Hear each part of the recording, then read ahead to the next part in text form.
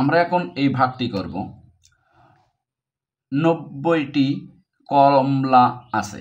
যদি কমলাগুলো 3 জন শিশুর মধ্যে সমানভাবে ভাগ করে দেওয়া হয় তাহলে প্রত্যেকটি শিশু কয়টি করে কমলা পাবে? তাহলে আমরা এইভাবে লিখতে পারি,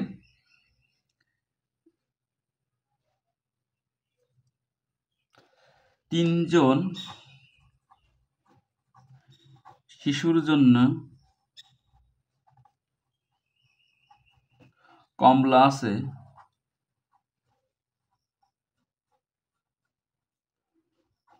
90টি। একজন শিশুর জন্য কমলা আছে কম আছে, 90/3টি। দেখি কয়টা করে পৌঁছায়। 3 ভাজক 90 ভাজ্য 3, 9-এর ভিতরে কয় বাজায়?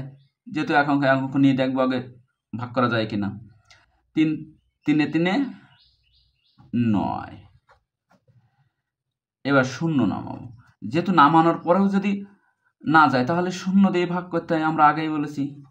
এই যে 30টি, অর্থাৎ 30টি করে পাবে।